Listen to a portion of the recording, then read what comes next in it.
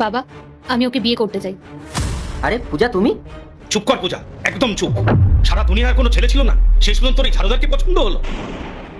তোর লজ্জা করছে না? তুই এই ছেলেকে দেখে গর্ব করে বলছিস এই ছেলেকে বিয়ে করবি তুই? বাবা, দিদির কোনো দোষ নেই। আমার মনে হয় এই ছেলেটাই ওকে ভুলভাল বুঝিয়ে প্রেমের জালে ফাঁসিয়েছে। দাঁড়াও, আমি একে মজা দেখাচ্ছি। স্নেহা, বাবা, তোমরা এসব কি করছো? আমি তোমাদেরকে ওর সাথে পরিচয় করাতে এনেছি, ঝগড়া করতে নয়। দিদি, তুই এসব কি বলছিস? তুই এখন এই ঝাড়ুদারকে বিয়ে করবি? তুই কি আমাদের ফ্যামিলি স্ট্যাটাসের কথা ভুলে গেছিস? কোনো অবস্থাতেই তোকে আমরা এই ছেলের সাথে বিয়ে করতে দেবো না। তোকে যদি বিয়ে করতেই হয়, বাবার পছন্দ অনুযায়ী করবি। আর এরপরেও তুই যদি জেদ করিস, তার ফল কিন্তু ভালো হবে না, বলে দিলাম। স্নেহা, প্লিজ এইভাবে বলিস না। রনিত সত্যি খুব ভালো ছেলে, তোমরা একবার শান্ত হয়ে ওর সাথে কথা তো বলে দেখো। আমি আমি ওর সাথে কথা বলবো? কখনো না। আমি তো এটাই বুঝতে পারছি না, তুই কি এমন দেখেছিস ওই ছেলের পেছনে পড়ে রয়েছিস? ও কি তোকে সুখে রাখতে পারবে? তোর সব শখ পূরণ করতে পারবে? তোকে তো ছোটবেলা থেকে কোনো কিছুরই আমি অভাব রাখিনি।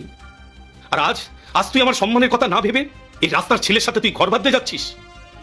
তুই কি একবারও ভেবে দেখেছিস এর বাড়ি ঘর টাকা পয়সা আছে কি না? বাবা, আমি রনিতকে ভালোবাসি। ওর কি আছে কি নেই তা দেখে আমি ওকে বিচার করি না। এটাই তো তোর সব থেকে বড় ভুল দিদি। এইসব ছেলেদের না এসব প্ল্যান আগে থেকেই সাজানো থাকে। এরা বড়লোক মেয়েদের ভাসিয়ে তাদের বাবার টাকায় ফুর্তি করা এদের কাজ। আর তুই, তোর সাহস হলো কিভাবে আমার মেয়েকে নিয়ে তোর স্বপ্ন দেখার? তুই কি জানিস আমাদের লেভেলটা কোথায়? আঙ্কেল, আমি পূজাকে ভালোবাসি, আর পূজাও আমাকে ভালোবাসে। ও আমাকে বলেছিল আজ আপনাদের সাথে দেখা করিয়ে দেবে, কিন্তু সত্যি বলতে আমি জানতাম না যে এরকম পরিস্থিতির সৃষ্টি হবে। যদি জানতাম যে আমাকে এরকমভাবে অপমানিত হতে হবে, তাহলে আমি কোনোদিনও সামনে আসতাম না।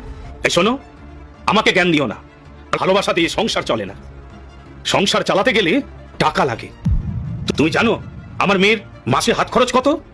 ও এক মাসে যা খরচ করে না, তা তোমার ইনকাম করতে 1 বছর লেগে যাবে। আঙ্কেল, আপনি ভুল বুঝছেন, অন্তত আমার কথাটা একটু শোনার চেষ্টা করুন। এই যে শোনো, তোমাকে শেষবারের মতো বলে দিচ্ছি, আমার দিদির থেকে যত দূরে থাকবে তত তোমার জন্য মঙ্গল। ঠিক বলেছিস স্নেহা। আর তুই যদি ভালো চাস তাহলে আমার মেয়ের জীবন থেকে তুই সরে যা। আঙ্কেল, আমি জানি আপনারা অনেক বড় লোক, শহরে আপনাদের অনেক নাম ডাক, কিন্তু অন্তত একবার আমার পরিচয়টা দেখ, আমাদের হাতে এত সময় নেই যে তোর ফালতু কথা আমরা দাঁড়িয়ে শুনবো। চলো বাবা, আমাদের দেরি হচ্ছে। পূজা, আমি তোমাকে অনেক ভালোবাসি, তোমরা প্লিজ আমার কথাটা একবার শোনো। আমি শেষবারের মতন বলছি, আমার মেয়ের থেকে তুই দূরে থাক। আর আমি যতদিন বেঁচে আছি আমার মেয়ের সঙ্গে তোর কখনই বিয়ে দেবো না। বাবা, স্নেহা, আমি যদি বিয়ে করি তাহলে রনিতকেই করব, আর না হলে আমি কোনোদিনও বিয়ে করব না।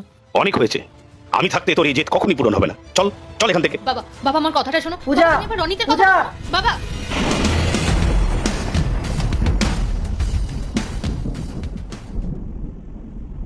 বলছি স্যার একটা ইম্পর্টেন্ট মিটিংয়ে ব্যস্ত আছেন, ওনার মিটিংটা কমপ্লিট হয়ে গেলে আপনাদেরকে ডাকছেন।